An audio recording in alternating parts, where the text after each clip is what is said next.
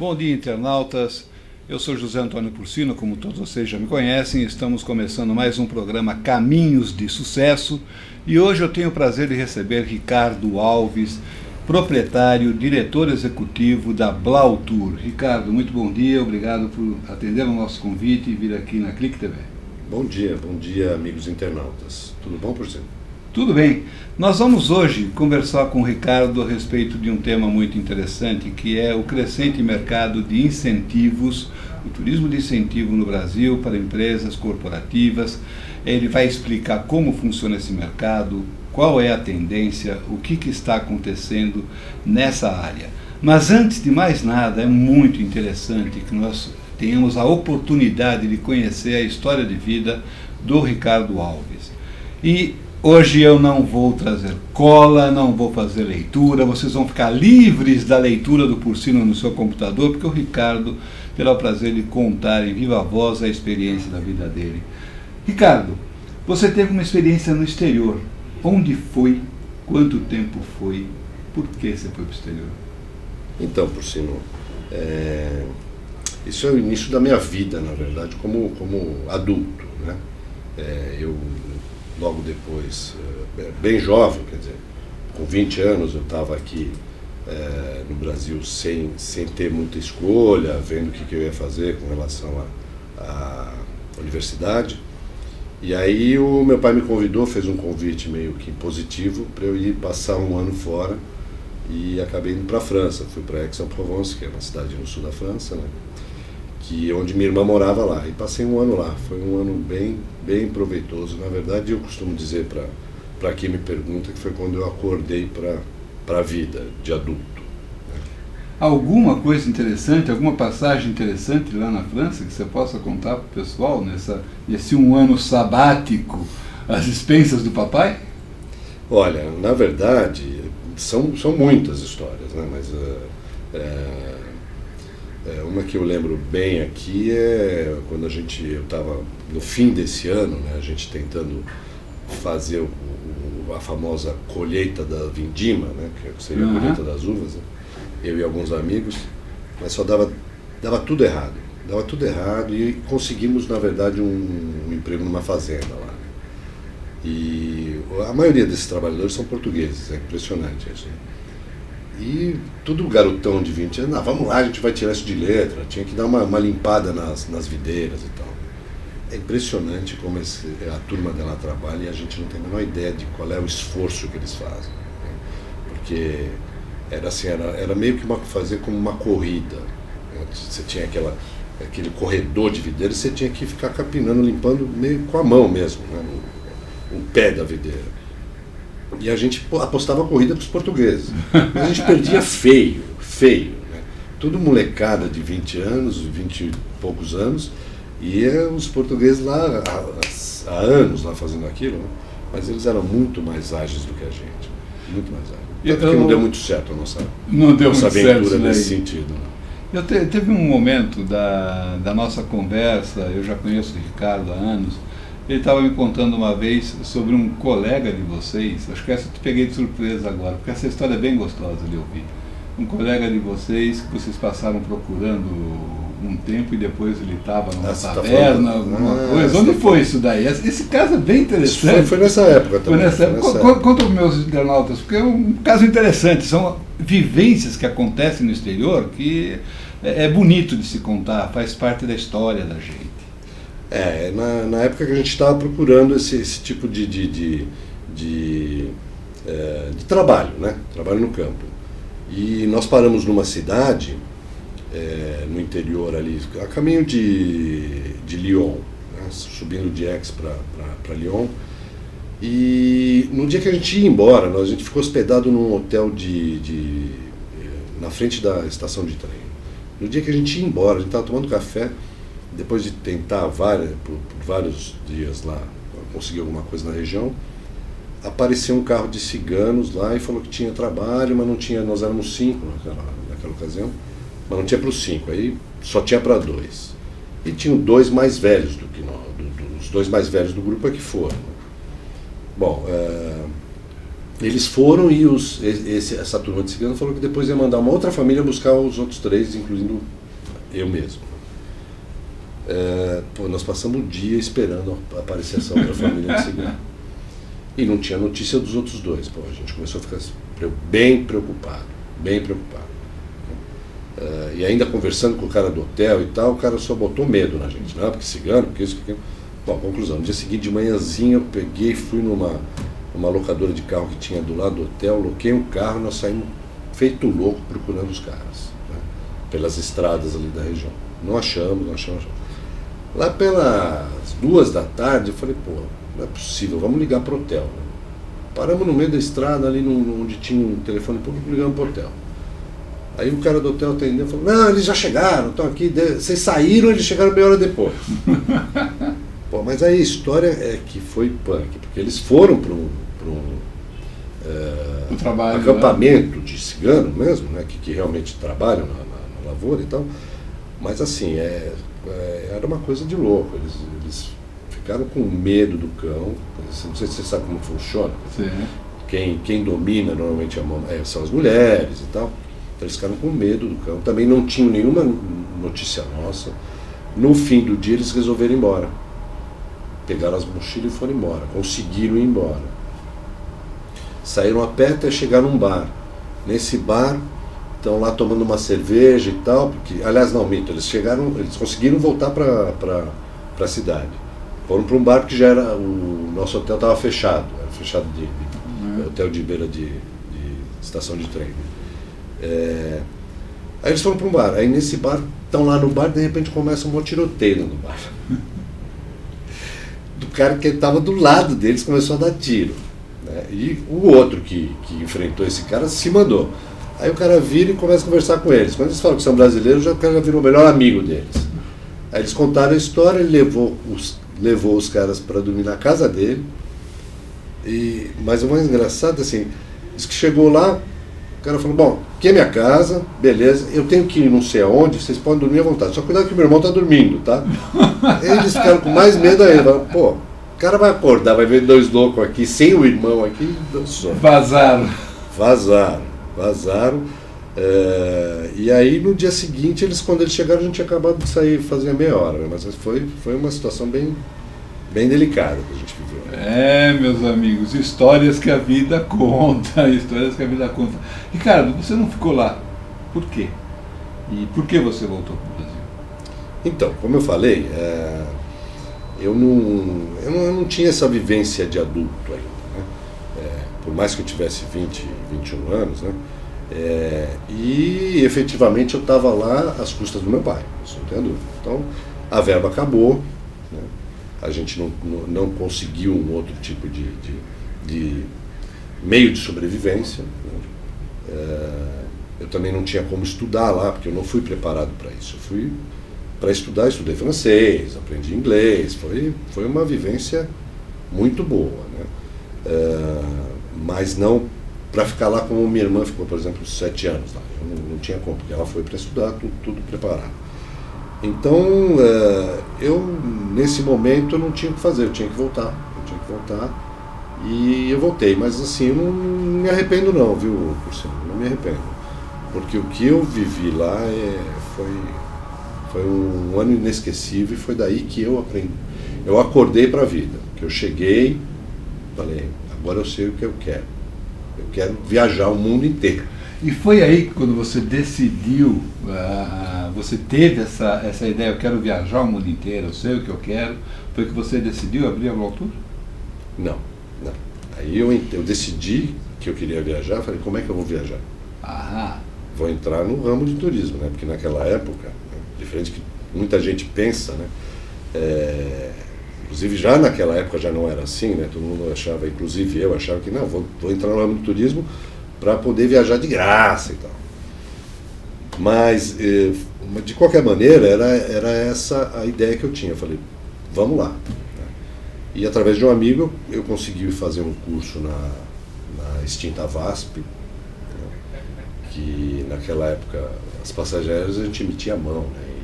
Então você fazia um curso muito bom dessas passagens, que você aprendia a calcular tarifa, fazer rota aérea, era uma coisa bem completa. E daí, pelo curso, eu arrumei meu primeiro estágio e meu primeiro emprego. Foi assim que eu entrei, que eu quis entrar no turismo. Em 1989, eu acredito que foi uma data muito importante já para você, como empreendedor, como visionário. O que aconteceu nesse ano? Então, aí tem um pouquinho da história da Blautour, né? Quer dizer, depois que eu entrei para o ramo, eu falei, preciso ganhar experiência. Mas eu não tinha nunca a visão de quero ter uma empresa minha.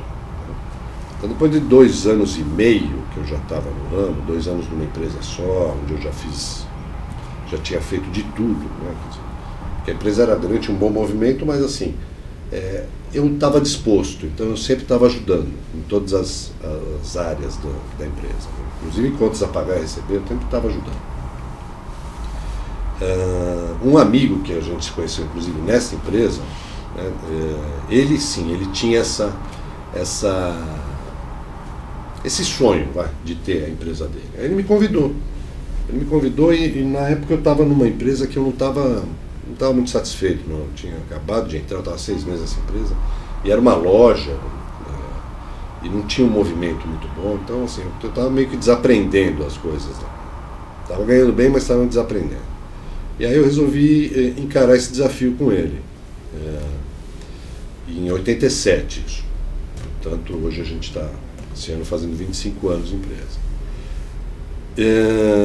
A historinha, depois a gente teve aí alguns problemas, ele teve alguns problemas de saúde e tal, acabamos, saiu, entrou um outro sócio e tal. Em 89, na verdade, foi quando saiu meu segundo sócio, e aí que eu incorporei esse sentimento de, bom, essa empresa é minha e eu quero que ela seja minha. Então, vou tocar ela, então virei majoritário, tive outros sócios, mas todos minoritários e tal. E ela hoje tem o meu DNA, né, o DNA que eu criei para ela. E aí foi em 89 que isso aconteceu, porque até então eu tinha sócios que dividiam isso, tinham mais expectativa do que eu no próprio negócio, como empreendedor. E é sempre bom para os internautas saberem, porque a gente conta o exemplo da vida, o início dos negócios, dos nossos entrevistados. Como foram seus primeiros anos de carreira solo? Foi tudo fácil? Foi as mil maravilhas? Ou teve que ralar bastante? Por sinal, eu vou te falar uma coisa. Não foram os primeiros anos da carreira solo que eu tive que ralar. Não. Eu tenho que ralar até hoje. É bom, hein? É bom saber, né, gente? A vida não termina quando a gente faz 25 anos de empresa, não. É aí que ela começa.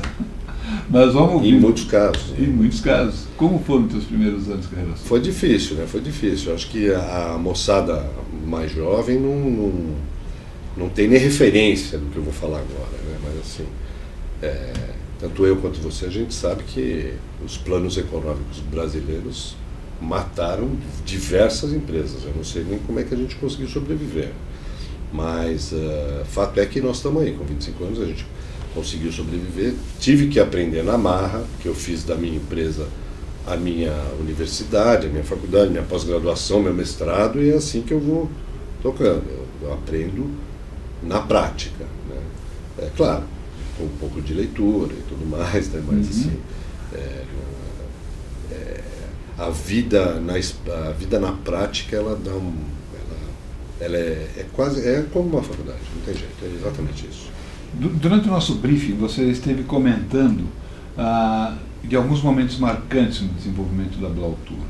Você podia citar alguns deles que realmente foram referenciais e te deram a oportunidade de sempre pensar naquele crescimento maior?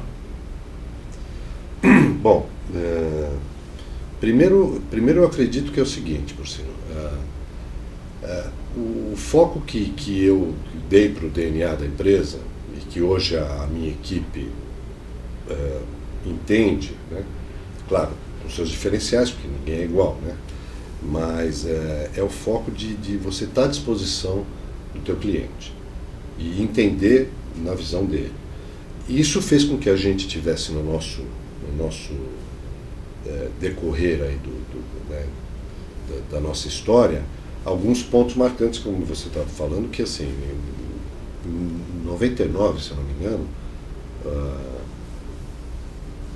começou uma febre de empresas mundiais, a globalização e isso aqui.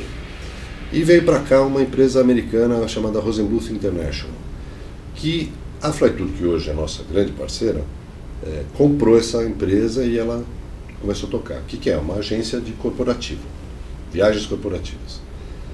Esse foi um dos primeiros momentos bacanas na nossa história, porque como viagem corporativa, ela tem um perfil diferente de lazer. E eles não tinham esse perfil de atendimento de lazer. Então eles tinham um problema naquela época, que era atender toda a diretoria ou até mesmo os colaboradores das empresas que eles tinham como conta corporativa. Então nós fomos, eu digo até que nós somos meio pioneiros nisso. A Blautour foi um departamento de lazer terceirizado dentro de uma empresa multinacional, inclusive. Nós tínhamos até logotipia, se você tem ideia. Só que nós é que atendíamos eles. Esse é um ponto. Isso fez com que a gente aprendesse mais, né? O nosso diferencial de atender bem já nos habilitou para ter essa possibilidade. Daí fomos aprendendo mais, cada vez mais. Por volta de 2001, 2002, a gente fez outros acordos aí já na área de promoção e marketing, com uma empresa que se chama Alquimia, e a gente fazia todas as premiações deles. É onde começaram os projetos de incentivos, já desde aquela época, ou seja, são quase 12, 13 até hoje eles são parceiros, né? nossos, inclusive. Então, isso também nos deu uma bagagem para a gente poder trabalhar grandes grupos, grandes logísticas para fazer eventos. E aí temos aí também outro parceiro grande também, que é o Banco de Eventos, nessa área. E todas as empresas da holding lá do Banco de Eventos. Então, assim, a gente tem esses momentos aí e que são consequência de um trabalho de qualidade. Se não fosse, a gente não teria essas parcerias.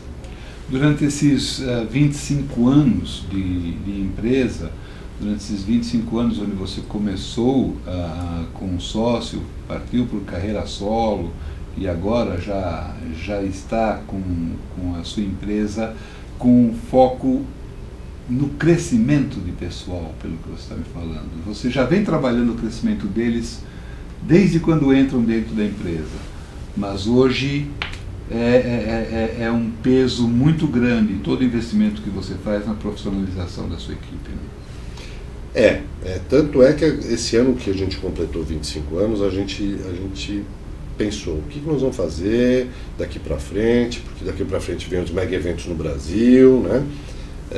Não sei se é um nicho para nós especificamente, porque o nosso negócio é logística, mas assim, de qualquer forma a gente faz muita logística para evento aqui no Brasil. Mas fato é que a nossa equipe, ela não é enorme, mas assim, quem está lá gosta de estar lá, mesmo os novatos. E o turnover nosso é muito pequeno, Então assim, eu decidi que não só eu, né, mas a gente fez uma comissão lá dentro da empresa, falando, o que nós vamos fazer? A gente precisa cuidar do crescimento, né, educacional da nossa equipe. Isso até foi uma ideia que eu lancei, a minha comissão de líderes falou, pô, isso é legal, isso é uma boa tal. Então assim, a gente está preocupado com isso, né? Não vamos simplesmente reinvestir na nossa lucratividade em brindes, né, ou em viagens. Vamos nos preocupar com o crescimento educacional da nossa equipe. Então, esse é o nosso projeto atual dentro da empresa. Pudera todos os empresários, todos os empreendedores pensarem nisso, pegar um pouco da sua lucratividade e poder reinvestir na profissionalização, na preparação da sua equipe, que vai lhe dar muito mais sucesso, muito mais rentabilidade lá na frente. Nós vamos fazer uma pequena pausa no nosso programa e voltamos já já.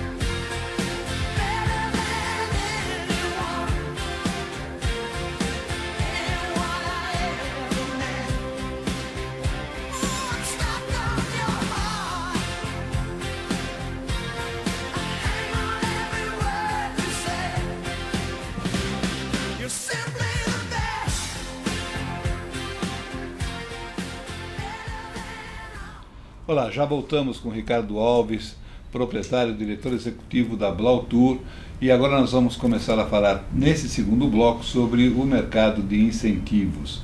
Ricardo, antes de começar a falar sobre o mercado de incentivos, qual é a comparação entre a década de 90, 2000 e a previsão para 2020 no mercado de turismo, negócios e grandes eventos?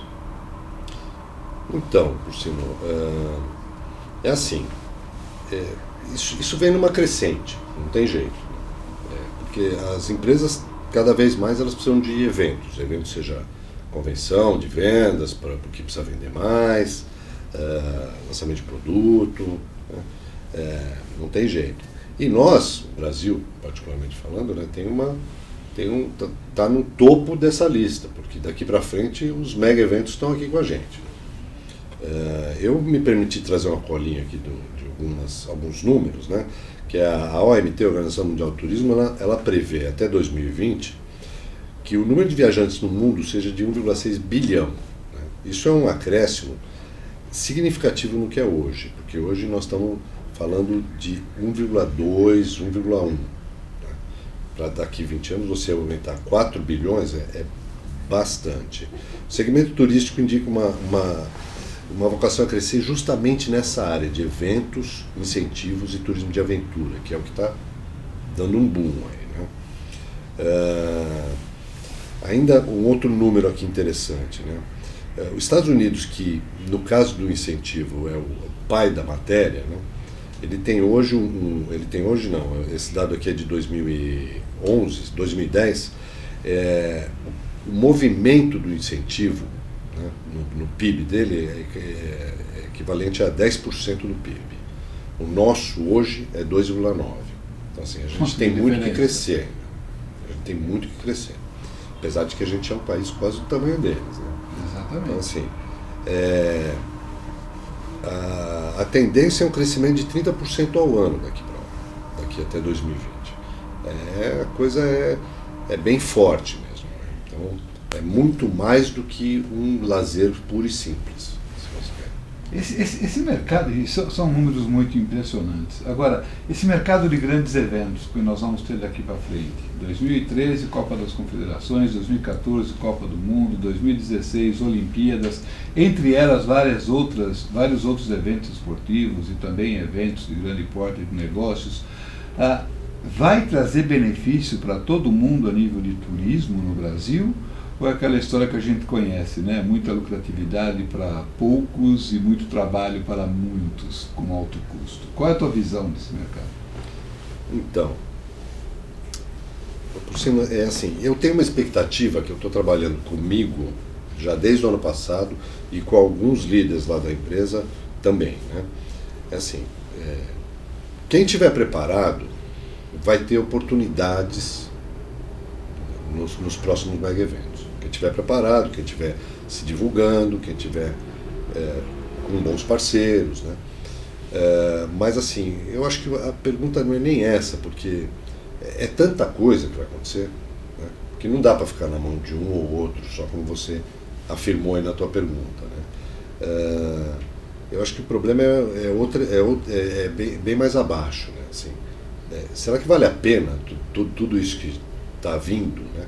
Quer dizer, o ônus que vem com todos esses mega eventos, no caso do Brasil, porque a gente está hiper atrasado para as coisas, né? E a gente sabe como é que funciona aqui, né? Vamos deixar atrasar para depois, lá na frente, soltar uma verbinha lá, por causa da infraestrutura e tudo mais. Assim, eu acho que assim, tem que se preparar. Quem se preparar, tanto na parte estrutural, né, como saber com quem se associar e tudo mais, vai ter oportunidade sim. Eu acho que vai. Você falou em infraestrutura. Quando você fala em infraestrutura, você está falando capacidade de leitos no Brasil para atender esses eventos, a capacidade do transporte terrestre, do transporte aéreo. A gente vê todo dia no noticiário aí os aeroportos que um vai fazer puxadinho aqui, outro vai fazer puxadinho ali para ter área de desembarque. Caramba, será que nós vamos ter estrutura para tudo isso? O Brasil está correndo atrás ou você vê que a coisa vai pegar? Olha, correndo atrás está, só que eu acho que está atrasado e eu não sei se o que está sendo feito é o suficiente. Qual que é o maior gargalo hoje? Então, o gargalo, assim, já estava no gargalo. Esse é o problema. O gargalo eu quis forçar a pergunta. Já estava no gargalo. O gargalo é tudo, sabe? É tudo. Porque, assim, até você arrumar assento em avião, né, que é o nosso problema, país continental, você não tem como ficar transportando de ônibus as pessoas. Né? Você tem que transportar via aérea. Isso não é o problema. Só que aí você esbarra no problema da estrutura do aeroporto. Né? Aeroportuária, que é horrível, péssimo. Hoje, sem ter os eventos, a gente já tem, o índice, se não me engano, é por volta de 70% de atraso nos voos, né, nos grandes aeroportos do Brasil. É horrível isso. Mas assim, eu acho que a gente tem que ser otimista, eu acho que a gente tem que ser otimista, né, que isso vai dar certo, que no fim tudo dá certo, né, e que assim, vamos ter sim um legado disso tudo, por que não? E mercado de incentivos, Ricardo, para grupos e grandes empresas? Como você vê o crescimento desse mercado hoje no Brasil e o que é realmente o mercado de incentivos? Então, o mercado de incentivo, apesar de ter já associação, tem muita gente que faz, muita gente que fala nisso, né? Eu acho que ele é um mercado novo ainda no Brasil. Né? Ele é um mercado novo, as empresas nacionais são poucas que usam dessa ferramenta, né? Essa ferramenta que é o motivacional, né? Porque o incentivo não deixa de ser motivação. Né? Então, assim, eu vejo que tem tudo para crescer e é onde eu aposto, inclusive. Né? Na verdade, é onde eu gosto de atuar. Né? Eu adoro atuar no incentivo, porque o incentivo é um desafio. É um desafio na criação, é um desafio em você procurar o que é exclusivo, o que é diferente, você ter satisfação daquele público e falar, nossa, que delícia, essa viagem, eu jamais compraria uma viagem igual a essa. Você comentou jamais compraria uma viagem igual a essa. Muitas vezes, quando trabalhava no mundo corporativo, a gente ficava pensando, caramba, a viagem dos meus sonhos era conhecer o Nordeste todinho, fazê-lo por via terrestre, ir de avião até Maceió e depois viajar de carro até João Pessoa. Agora, a agência como a sua, Blau Tour, quando está desenvolvendo um projeto, vocês criam todos os destinos ou ele já vem engessado do cliente corporativo? Vocês têm que trabalhar a criação desse destino, o desenvolvimento do destino, propor, porque é a viagem dos sonhos. Tem que pensar o que o cara está pensando lá do outro lado e por que ele vai ter que cobrir aquelas metas, né? Tem que pensar duas vezes como ele. Então, Luciano, depende, isso tem vários formatos. Às vezes já vem pronto, às vezes o cliente pede sugestão, né? E aí a gente tem que dar... A criação, a gente não cria destino. Os destinos estão aí, né? Os destinos é o mundo e agora até a Lua, né? Ou viagem pela atmosfera, né? Isso vai ficar para o meu neto. Isso fica por mas já se comercializa isso como uma experiência, né? O Barrichello já comprou o assento dele. Então, assim, os destinos estão aí. Ele não vai ter que dar passagem para o Michael Schumacher, não. Não. O que acontece, assim, o diferencial, tá, quando a gente fala de criação, é pegar aquele mesmo Buenos Aires que todo mundo faz de fim de semana, para ir lá ou passar um fim de semana mais tranquilo, ou fazer compra, e fazer diferente para um grupo que está sendo premiado, porque atingiu meta, né, porque merece, e fazer a coisa, fazer uma agenda diferente. Essa é a grande a grande sacada do incentivo. É o motivacional, é a premiação, é o reconhecimento, né, de quem fez por merecer. Eu estive vendo, me preparando, estudando para te entrevistar, né?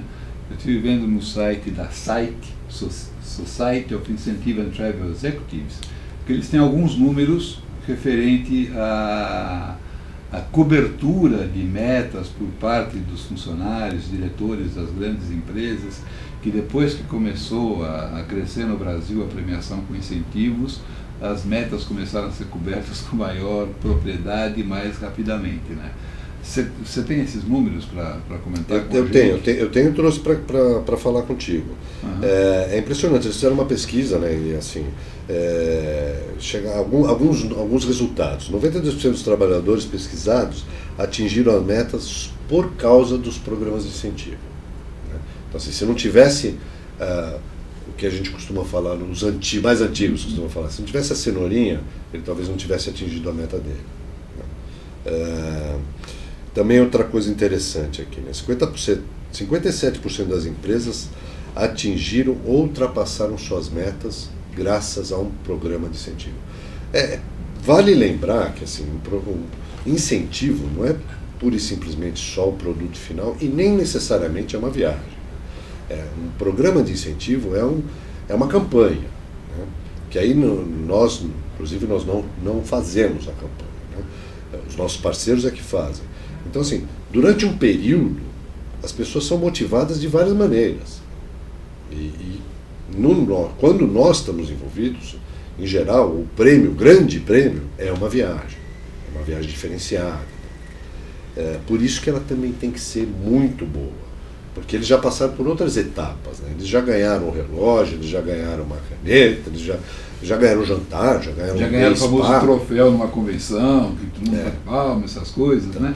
Agora, a grande vantagem é o tempo residual que essa viagem de incentivo fica na memória dessa pessoa. São de 10 a 12 anos. Gente, aproximadamente uma década que isso daí fica na mente, e aí vai passando o tempo e ele vai contando. Não, sabe, quando eu trabalhava em tal local, eu ganhei uma viagem para o Amazonas, naquele hotel que fica sobre as árvores e tal, e o cara não esquece.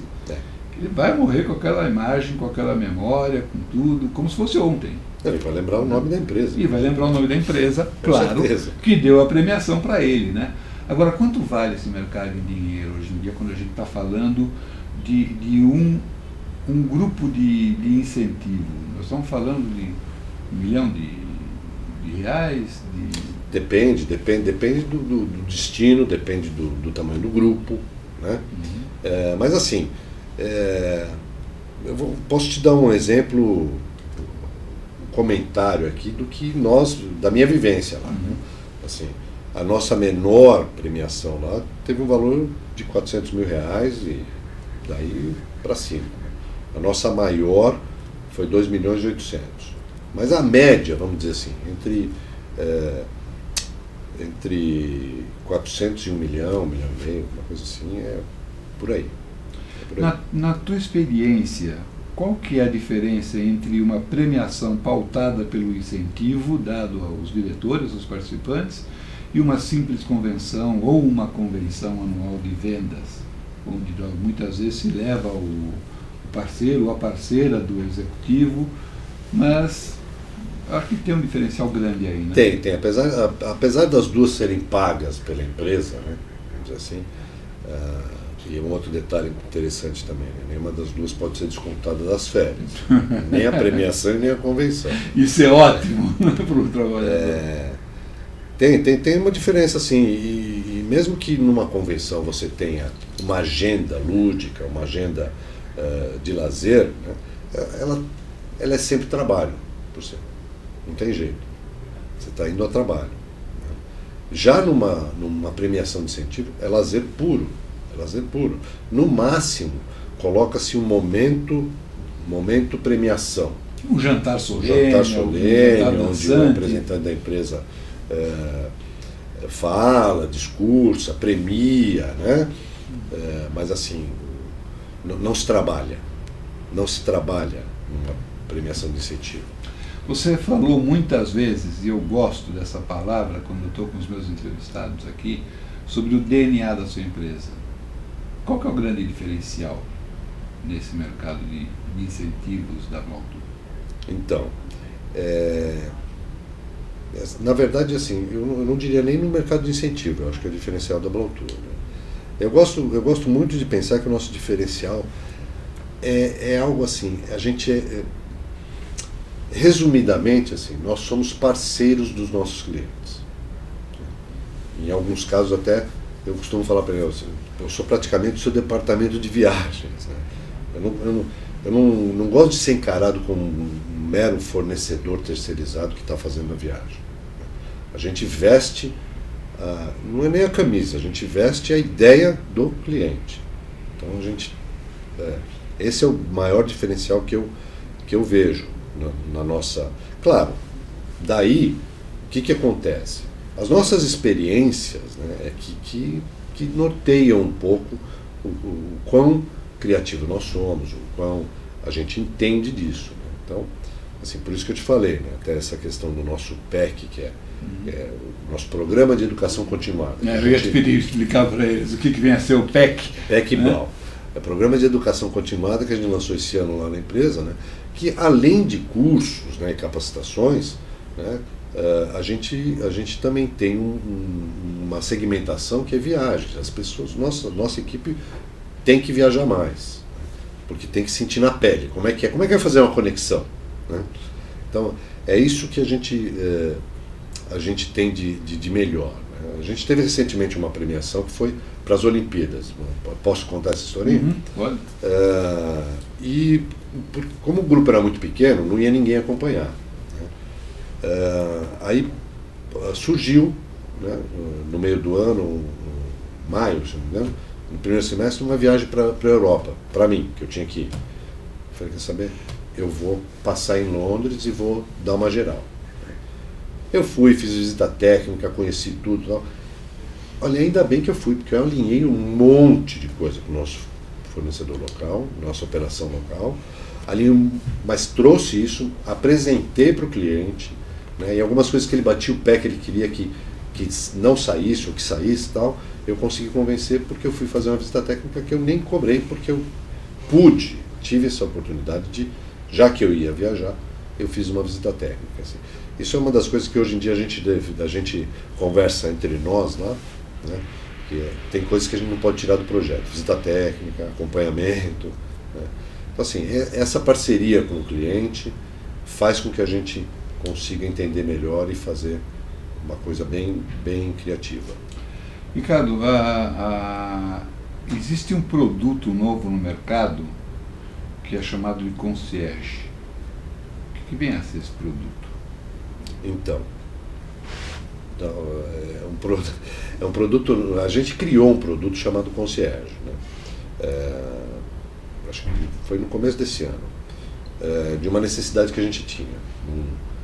Um grupinho pequeno que não podia ir um acompanhante, mas a gente precisava ter certeza da qualidade dos produtos contratados, né, da prestação dos serviços e produtos. Então a gente criou isso daí, é muito simples, não vou te dar todo o DNA desse produto, mas assim, claro, é simples, é com uma certa antecedência você conferir se está tudo em ordem, se não teve nenhuma novidade, nenhuma surpresa de última hora, e com isso a gente consegue antecipar algum desconforto que pudesse acontecer com o nosso cliente e garantir a qualidade dos serviços e produtos contratados. Essa é a ideia. Ok. Ricardo, infelizmente nós estamos chegando no final do nosso programa. O tempo passa, ele voa aqui, né? Infelizmente o tempo voou hoje.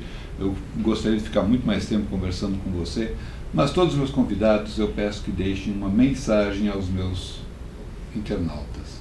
Eu gostaria que você deixasse a sua mensagem também. Olha, a gente já conversou um pouquinho disso, né, Porcino? E, aliás, a gente conversa bastante sobre isso, né? Mas não tem muito jeito. A minha mensagem é uma só e ela vem da experiência que eu tive de vida, né? No fim tudo dá certo, mas tem um detalhe. Você tem que ralar muito, trabalhar muito, e aí com certeza vai dar tudo certo. Obrigado.